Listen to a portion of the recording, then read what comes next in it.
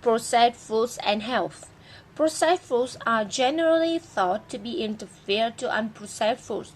They may bring to mind a packaged food item containing many ingredients, perhaps even artificial colors, flavors, or other chemical additives. Often referred to as convenience or pre-prepared foods, processed foods are suggested to be a contributor to the obesity epidemic and rising prevalence of chronic diseases like heart disease and diabetes. However, the definition of processed foods vary widely depending on the source. The U.S. Department of Agriculture (USDA) defines a processed food as one that has undergone any changes to its natural state.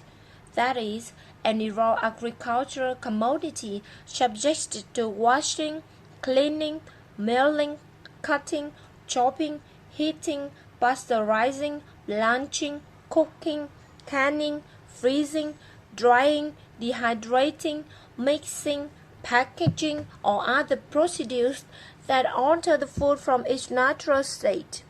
The food may include the addition of other ingredients such as preservatives, flavors, nutrients, and other food additives or substances approved for use in food products such as salt, sugar, and fats. The Institute of Food Technologists includes additional processing terms like storing, filtering, fermenting, extracting, concentrating, microwaving, and packaging. According to these standards, virtually all foods sold in the supermarket could be classified as processed to some degree, because food begins to deteriorate and lose nutrients as soon as it is harvested. Even the apples in the produce aisles undergo 4 or more processing steps before being sold to the consumer. That's why, in practice, it is helpful to differentiate between the various degrees of food processing. Types of food processing. A popular system to classify processed foods was introduced in 2009 called the NOVA classification. It lists 4 categories detailing the degree to which a food is processed. Unprocessed or minimally processed foods. Unprocessed foods include the natural edible foods, parts of plants or animals.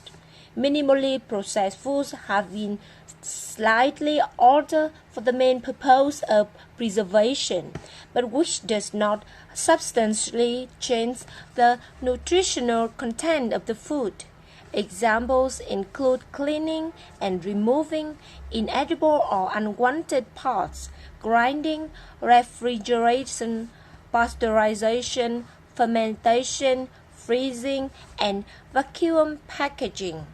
This allows the food to be stored for a greater amount of time and remain safe to eat. Many fresh foods, vegetables, whole grains, nuts, meats, and milk fall into this category. Processed culinary ingredients. Food ingredients derived from a minimally processed food by pressing, refining, grinding, or milling. They are typically not eaten on their own, but used to prepare minimally processed foods. Examples include oils from plants, seeds, and nuts, or flour and pastas formed from whole grains. Processed foods. Foods from either the 2 previous groups that have added salt, sugar, or fats. Some canned fruits and vegetables, some cheeses, freshly made bread, and canned fish are examples. These foods usually are made from at least 2 or 3 ingredients and can be readily eaten without further preparation. Ultra-processed foods, also commonly referred to as highly processed foods. These are foods from the prior group that go beyond the incorporation of salt, sweeteners, or fats to include artificial colors and flavors and preservatives that promote cell stability, preserve texture, and increase palatability. Several process steps using multiple ingredients comprise the ultra-processed food. It is speculated that these foods are designed to specifically increase cravings so that people will overeat them and purchase more. They are typically ready to eat with minimal additional preparation. Not all, but some of these foods tend to be low in fiber and nutrients. Examples are sugary drinks, cookies, some crackers, chips, and breakfast cereals, and some frozen dinners and lunches meats. These foods may partially, if not completely, replace minimally processed foods in some people's diets. One study using data from U.S. National Health and Nutrition Examination Survey found that ultra-processed foods comprise about 60% of total calories in the U.S. diet. An association has been suggested between the increasing sales of ultra-processed foods and the rise in obesity. The nervous system is recognized by the World Health Organization, Food and Agriculture Organization, and the Pan American Health Organization, but not currently in the U.S. by the Food and Drug Administration or USDA. NOVA has been criticized for being too general in its classification of certain foods, causing confusion. For example, yogurt may fall into more than one category. Plain yogurt is minimally processed, but fruited yogurt with added sweeteners could be labeled either processed or ultra-processed, depending on how much sweetener and other chemical additives are incorporated. NOVA also does not provide comprehensive lists of specific foods in each category, so the consumer is left to guess where each may fall. Is processed food unhealthy? There's no doubt that at least some processed foods are found in most people's kitchens. They can be time savers when preparing meals, and some processed and fortified foods provide important nutrients that may not otherwise be obtained in a busy household or one that has limited food budgets. From a nutritional standpoint, processed and even ultra-processed foods can provide key nutrients.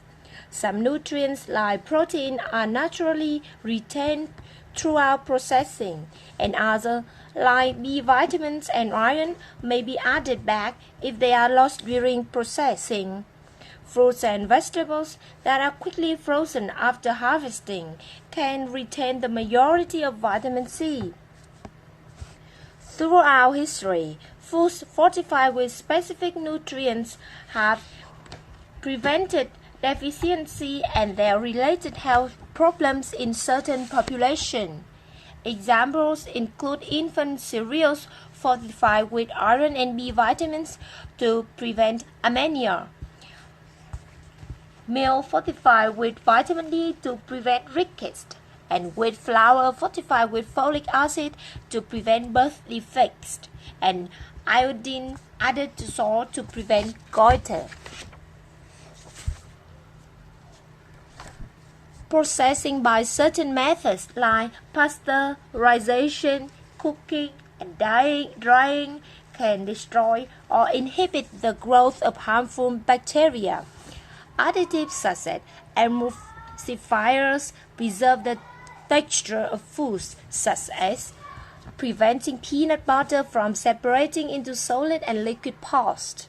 Other functions of processing include delaying the spoilage of food, preserving desirable sensory quality of food, flavor, texture, aroma, appearance, and increasing convenience in preparing a complete meal. But food processing also has drawbacks. Depending on the degree of processing, Many nutrients can be destroyed or removed. Peeling outer layers of fruits, vegetables, and whole grains may remove plant nutrients, phytochemicals, and fiber. Heating or drying foods can destroy certain vitamins and minerals. Although food manufacturers can add back some of the nutrients lost, it is impossible to recreate the food in its original form. If you are deciding whether or not to include highly processed food in your diet, it may be useful to evaluate its nutritional content and long-term effect on health. An ultra-processed food that contains unevenly high ratio of calories to nutrients may consider unhealthy. For example, research supports an association between a high intake of sugar-sweetened beverage and an increased risk of obesity, diabetes, and heart disease. But some processed foods that contain beneficial nutrients such as olive oil or rolled oats have been linked with lower rates of these chronic diseases.